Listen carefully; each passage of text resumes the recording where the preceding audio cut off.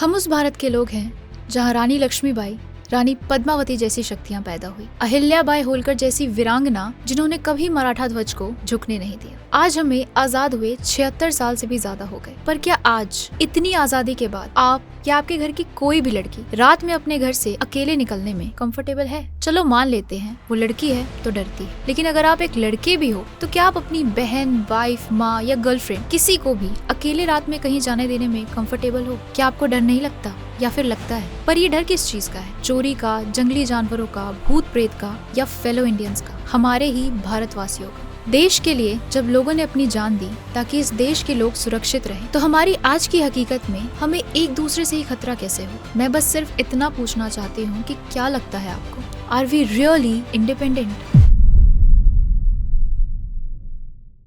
National crime records bureau के according पिछले 5 सालों में विमेन के अगेंस्ट हो रहे क्राइम्स के लगभग 1 करोड़ केसेस दर्ज हुए। According to them, every 20 minutes in India a woman is raped. जरा सोचिए, जब ये आंकड़ा सिर्फ पिछले 5 सालों का है तो पिछले 76 सालों में क्या आंकड़ा रहा होगा? और ये स्टैट्स तो वो हैं जो लीगली रिकॉर्डेड हैं, बट कई केसेस तो ऐसे हैं जो गुमनाम ही रह गए, जिन्हें शर्म और इज्जत गंवाने के डर और अपनी जान खो देने के खौफ से लोगों ने कभी दर्ज ही नहीं करवाया। अगर आजादी का मतलब अपने ही लोगों के खौफ में रहना है तो ऐसी आजादी का कोई मतलब नहीं है। भारत, वो देश जिसकी नींव उसकी संस्कृति, उसकी परंपरा थी, वो देश जहाँ नारी के अपमान के खिलाफ लंका दहन और महाभारत छिड़ जाते थे, आज वहीं उसी भारत में नारी के शोषण की चरम सीमाएं पार की जा रही हैं, पर लोगों का किसी के बचाव में हाथ उठाना तो बहुत दूर की बात है। यहाँ लोग किसी को मरता हुआ देखकर आंखें बंद कर लेते हैं। पर क्या हर लड़की के मन में बैठे इस आतंक का जिम्मेदार सिर्फ एक पुरुष है? मुझे नहीं लगता, क्योंकि ये बात बिल्कुल सच है कि हर सिक्के के 2 पहलू होते हैं, और वैसा ही कुछ यहाँ भी है। और ये मुसलमान है और तुम्हें शर्म नहीं है? बिल्कुल नहीं है। अभी कैसे नहीं सुना तुमने? मतलब क्या वो तो हमारे देश में, देश के इतिहास में, हमारी संस्कृति में, हमारे संस्कारों में नारी की इज्जत को सर्वोपरि रखा गया है और इतिहास इस बात का गवाह भी है। पर ये सब एक तरफा नहीं था। हमारे देश की लड़कियों में सब्र, हिम्मत, इज्जत और संस्कार सब कुछ था। हमारे देश की हर लड़की जानती थी कि अगर वो राधा है तो वो दुर्गा भी है, अगर वो लक्ष्मी है तो वो माँ काली भी है। युद्ध में अपने देश और धर्म के लिए लड़ने से लेकर सैकड़ों की तादाद में सती करने वाली शक्ति थी भारत की हर औरत में, जो अगर सिर ढकना जानती थी तो वो शस्त्र उठाना भी, अपने हक के लिए लड़ना जानती थी तो किसी के हक के लिए त्याग भी करती थी। आज हमारे देश की लड़कियों ने पूरी दुनिया में इस देश का नाम रोशन किया है। ऐसा कोई फील्ड नहीं रहा, कोई ऐसी चीज नहीं रही जहाँ तक लड़कियाँ पहुँच नहीं पाई या पूरा नहीं कर पाई। जहाँ एक तरफ सिर्फ फक्र से ऊंचा होता है, वहीं दूसरी तरफ आंखें शर्म से झुक जाती हैं जब ऐसी चीजें सामने आती हैं। जहाँ देश में इतने सारे लोग नारी शक्ति के हित में काम कर रहे हैं, वहीं कुछ ऐसे लोग पूरे समाज को शर्मसार कर देते हैं। अपने हक को बचाने के लिए जो जंग शुरू करी थी हमने, उसे किसी के हक को कुचलने के लिए अगर हम इस्तेमाल कर रहे हैं तो are we really independent? We have always been excellent scholars, but unfortunately very poor marketers. And trust me, ये हमारी सबसे बड़ी कमी रही है। I will tell you how. 700 BC में डेथ हुई थी सुश्रुत की, और मुझे इस बात पे पूरा विश्वास है कि आधे से ज्यादा लोगों को सुश्रुत कौन है इस बात का कोई अंदाजा नहीं होगा। 600 BC के बाद जन्म लेने वाले सुश्रुत डेड बॉडीज पे एक्सपेरिमेंट करते थे। किसी डेड बॉडी का कान किसी डेड बॉडी में लगा देना, स्किन ट्रीटमेंट एंड अंडरस्टैंडिंग। उन्हें उन्हीं की कास्ट के लोगों ने बॉयकॉट भी कर दिया था, पर वो रुके नहीं और उन्होंने जो भी ऑब्जर्वेशंस अपने इन एक्सपेरिमेंट से की उसको वो लिखते चले गए। जब उनके एक्सपेरिमेंट्स खत्म हुए तो उनकी सारी रिसर्च को सुश्रुत संहिता कहा गया। हमने तो कभी इस बात पे ध्यान नहीं दिया, पर इन्वेडर्स सुश्रुत संहिता की ताकत समझ गए थे। उन्होंने पहले इसे पर्शियन लैंग्वेज में कन्वर्ट करवाया, फिर इंग्लिश में, और वो ही सुश्रुत संहिता पूरे विश्व में घूमकर एक बार फिर से भारत आई, पर इस बार उसका नाम प्लास्टिक सर्जरी था। And this is how Sushruta was the world's first surgeon. अब आपको इस बात पे गर्व तो तभी होगा ना जब आपको ये बात पता होगी, but sadly we barely know anything. एक बार खुद से पूछिए कि क्या हुआ पिछले कुछ सालों में कि हमारे दिमाग में योगा की एक नई इमेज बन गई। हम इंटरनेशनली योगा सेलिब्रेट करने लगे। योगा प्रैक्टिस करना बहुत कूल हो गया और हमने इसे एक नेसेसिटी एक्सेप्ट भी कर लिया। पर ये योग तो हमारे भारत में 5000 से भी ज्यादा सालों से है। पर जब से अंग्रेजों ने योग को योगा बनाकर खुद एक्सेप्ट किया, तब से हमें इसके फायदे दिखने लगे और अचानक इस बात पे गर्व भी होने लगा। जब पहले हमारे ग्रंथों में पुष्पक विमान और मनुष्य के उड़ने की चर्चा की गई थी, तब सबने ये मानने से साफ इनकार कर दिया कि मनुष्य गुरुत्वाकर्षण के बाहर जा सकता है। लेकिन वही चीज जब राइट ब्रदर्स ने क्रिएट की, तब उन्हें क्रिएटिंग द हिस्ट्री का टैग मिल गया। According to Hinduism, Indian astronomer Brahmagupta second ने 7th सेंचुरी में लॉ ऑफ ग्रेविटी को डिस्कवर कर लिया था। पर अगर आज भी आप जाकर हिस्ट्री रिविजिट करेंगे तो कहीं से कहीं तक हमारे एकेडमिक करिकुलम में इनका नाम भी नहीं। And for us all, Newton gave us the law of gravity. क्योंकि हम इंडियंस को फॉरेनर्स से वैलिडेशन लेने की आदत हो चुकी है। आज जब हमारे यंगस्टर्स बाहर जाकर पढ़ने और काम करने के सपने देखते हैं, because exposure, information and quality of education वहाँ बेहतर है, वहीं मैं बस ये पूछना चाहती हूँ कि क्या आपको पता है कि आधी से ज्यादा चीजें जो वहाँ पढ़ाई जा रही है वो हमारे यहाँ से चुराई गई है। हमारी नालंदा यूनिवर्सिटी महीनों जलती रही, 90 लाख से भी ज्यादा किताबें जला दी गई, हमारा इतिहास, हमारी सच्चाई, हमारी ताकत हमसे छीन ली गई और हमें इस चीज का ना तो अंदाजा है ना ही पछतावा।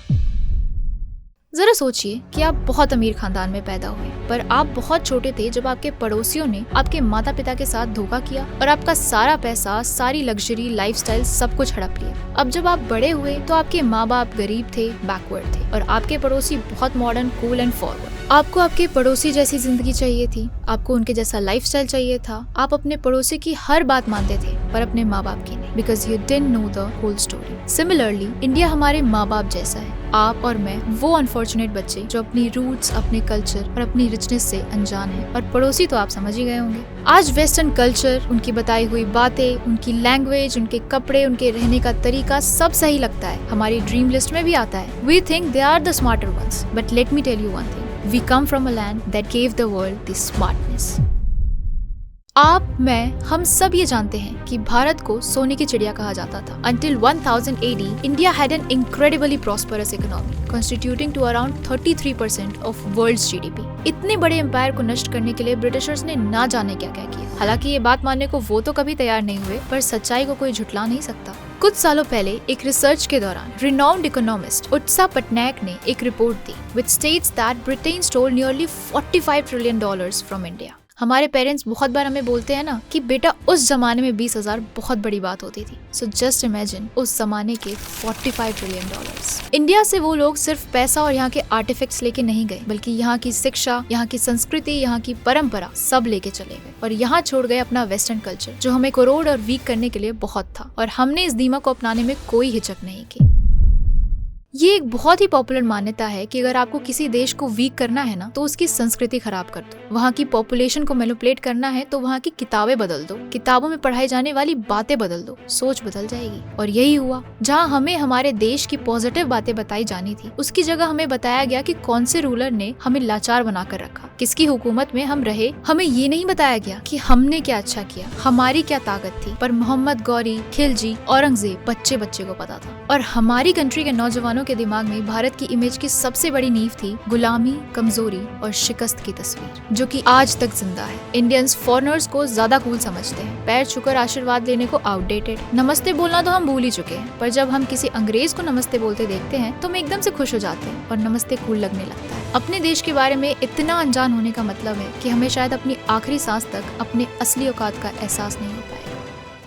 हमें स्लेव बनाने के लिए ब्रिटिशर्स ने जो सबसे बड़ा हथियार अपनाया था, वो था हमारे एजुकेशन सिस्टम की काया पलट कर देना। जहाँ भारत गुरुकुल की भूमि थी, जहाँ बच्चे का पूर्ण रूप से विकास उनके गुरु के हाथ में था, वहीं आज के भारत में ना ही बच्चों के दिल में अपने टीचर्स के प्रति इज्जत है, ना ही टीचर्स को बच्चे की ओवरऑल डेवलपमेंट की फिक्र। जहाँ भारत संस्कृत भाषा का देश था, वो भाषा जिसे आज के समय में पूरी दुनिया में सराहा जाता है, वहीं उस भाषा की जन्मभूमि के स्कूलों में संस्कृत उन बच्चों को पढ़ाया जाता है जो फेल हो जाते हैं या फिर पढ़ने में दिलचस्पी नहीं रखते। और जो बच्चे बेहतरीन स्कॉलर्स होते हैं, उन्हें फ्रेंच या जर्मन जैसी लैंग्वेजेस पढ़ने के लिए इन्फ्लुएंस किया जाता है। मैं पूछती हूँ कि आखिर क्यों हम अपने ही देश की भाषा को छोड़कर किसी और भाषा को अपनाने में नहीं हिचकिचाते? क्यों हिंदुस्तान में हिंदी बोलना शर्मनाक और इंग्लिश बोलना एक स्टेटस सिंबल है? क्यों आज के युवाओं को फॉरेन यूनिवर्सिटी में तो पढ़ना है, लेकिन दुनिया की सबसे पहली यूनिवर्सिटी नालंदा यूनिवर्सिटी की भव्यता के बारे में कुछ नहीं पता? क्यों आज हमारे मेडिकल साइंस में प्लास्टिक सर्जरी तो पढ़ाया जाता है, लेकिन इस कंसेप्ट को जन्म देने वाले सुश्रुत, जो कि एक भारतवासी थे, उनके बारे में नहीं पढ़ाया जाता? आखिर क्यों? यही टाइम है इस बात को समझने का कि अगर हम सच में हमारे देश के लिए कुछ करना चाहते हैं तो हमें अपनी खुद की जिंदगी बदलनी पड़ेगी, खुद के ऊपर काम करना पड़ेगा। हर कोई जाकर बॉर्डर पे तो नहीं बैठ सकता, पर अपनी क्वालिटी ऑफ लाइफ इंप्रूव करके, अपने आप को स्किलफुली डेवलप करके हम देश की मदद करने के लायक बन सकते हैं। आज हमारे देश में हर 5 में से 1 बंदा सरकारी नौकरी की तलाश में घूम रहा है, क्योंकि लोगों को ग्रोथ और अपॉर्चुनिटी नहीं, सिक्योरिटी चाहिए। जब तक हम इस जंजीर को नहीं तोड़ेंगे, जब तक हम ये नहीं सोचेंगे कि रोजगार देने वाला बनना है, ढूंढने वाला नहीं, तब तक ये हालात ऐसे ही रहेंगे। और हमें भारत को जोड़ना है। उसके लिए हमें सबसे पहले ये समझना पड़ेगा कि हम सब एक हैं, अखंड हैं। एजुकेशन सिस्टम को तो एक ही दिन में चेंज नहीं किया जा सकता, पर अपने माइंडसेट को ट्रांसफॉर्म करने का पहला कदम पहले ही दिन में उठाया जा सकता है, और आज वो पहला दिन हो सकता है। क्योंकि सोचो, आज भी इंडिया में डिवाइड एंड रूल प्रेवलेंट है। आज भी अगर आप किसी भारतवासी से पूछेंगे कि वो कहाँ से हैं, तो उनका जवाब होगा कि हम साउथ से हैं, या फिर हम पंजाब से हैं, या हम गुजरात से हैं। लेकिन हम भारतीय हैं, ये बोलना तो हमने कभी सीखा ही नहीं। यूएस की पूरी फिल्म इंडस्ट्री को हॉलीवुड कहा जाता है, लेकिन इंडिया में यहाँ भी विभाजन है, कहीं बॉलीवुड है तो कहीं टॉलीवुड। मैं पूछती हूँ, आखिर कब हम इन रियल ब्रिटिशर्स के दिए हुए माइंडसेट से बाहर आएंगे? उनकी बनाई स्ट्रैटेजीज आज तक फॉलो करके हम अपने ही हाथों से अपने लिए गड्ढा खोद रहे हैं। Are we really independent?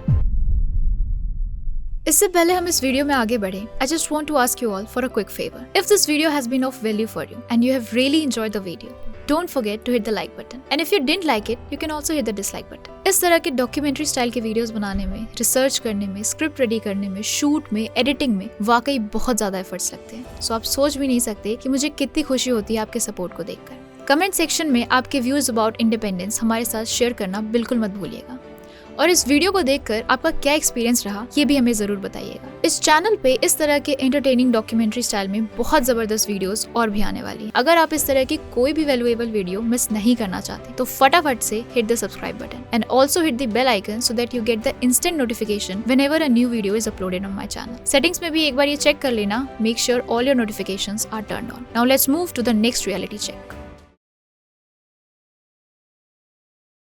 Colonial rule से पहले इंडिया के पास इतना पैसा था कि उसमें पूरा यूरोप समा जाए, लेकिन आज वही इंडिया आजादी के 76 साल बाद भी डेवलपिंग कंट्रीज में काउंट किया जाता है। India being the youngest country अपने अंदर इतना पोटेंशियल रखती है जितना हम सोच भी नहीं सकते। हमारे देश की ताकत का अंदाजा लगाना भी बहुत मुश्किल है, क्योंकि हमारे पास सबसे पुराना इतिहास है और सबसे ज्यादा नौजवान। अगर हमारे पास सही नॉलेज हो और उस नॉलेज को इम्प्लीमेंट करने का सही तरीका हमें मालूम हो, तो इस देश को फिर से सोने की चिड़िया बनने से कोई नहीं रोक सकता। पर सवाल फिर से वही है कि अगर हम इतने सर्वगुण संपन्न हैं, तो फिर प्रॉब्लम क्या है? Where are we lacking? कमी आखिर है कहाँ? कमी है हमारे खुद के अंदर। हमें फोक एंड नाइफ कल्चर इतना पसंद आ गया है कि हम हाथ से खाना खाना भूल गए। हमें हे व्हाट्सअप इतना अच्छा लगता है कि पैर छूकर प्रणाम करना तो छोड़ो, हमारे मुंह से नमस्कार तक नहीं निकलता। हमारे घर के बच्चों को अब सबसे पहले गायत्री मंत्र नहीं, जॉनी जॉनी यस पापा सिखाया जाता है। अरे हमारे संस्कार तो भगवान लक्ष्मण जैसे थे, जिन्होंने अपने भाई के 14 साल के वनवास में उनका साथ नहीं छोड़ा। हम भरत के देश से हैं, जिन्होंने अपने भाई के वनवास पे होने पर उनकी चरण पादुका को राज सिंहासन पर बिठाए रखा, पर भाई से ऊपर सत्ता को नहीं आने दिया। हम उस धरती से हैं जहाँ श्रवण कुमार ने अपने अंधे माँ बाप को अपने कांधों पे बिठाकर तीर्थ यात्रा करवाई। हम उस धरती से हैं जहाँ राजा राम ने अपनी प्रजा की संतुष्टि के लिए अपनी पत्नी की अग्नि परीक्षा ली, देश प्रेम को परिवार के मुंह से बहुत ऊपर रखा। हम उस भारत से हैं जहाँ 1500 से भी ज्यादा भाषाएं बोली जाती है। हम उस भारत से हैं जहाँ हर धर्म को इज्जत दी जाती है, और अगर सब चाहे तो हमेशा एक साथ प्रेम से रह भी सकते हैं। पर हम बंधे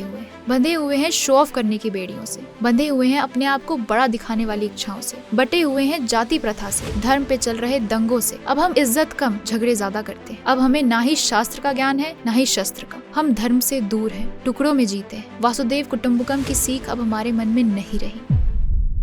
हर साल हम 15 अगस्त मना तो लेते हैं, पर ये जिम्मेदारी हमारी होनी चाहिए कि हमारे देश के बच्चे बच्चे को भारत की वीरता, हमारी सभ्यता, हमारे संस्कार, हमारे इतिहास का ज्ञान हो। ये हमारी जिम्मेदारी है कि हमारे देश की हर पीढ़ी की आंखों में अपने देश का नाम सुनते ही एक गर्व की मुस्कान, एक गुरूर की चमक हो, ना कि शर्म की परछाई। और ये सिर्फ तभी हो पाएगा जब हम हमारे देश को जानेंगे, हमारी संस्कृति और इतिहास के बारे में बात करेंगे, उसकी इज्जत करेंगे, उसको संभाल के रखेंगे। अपने देश से सिर्फ कहने के लिए नहीं, सच में करने के लिए प्यार करेंगे। हम खुश नसीब हैं कि हमारी मातृभूमि भारत है। इसकी शान को झुकने ना देना अब हमारा काम है। अब वक्त आ गया है अपनी खुद की गुलामी से आजाद होने का, क्योंकि ये बेड़ियां हमें खुद ही तोड़नी पड़ेंगी।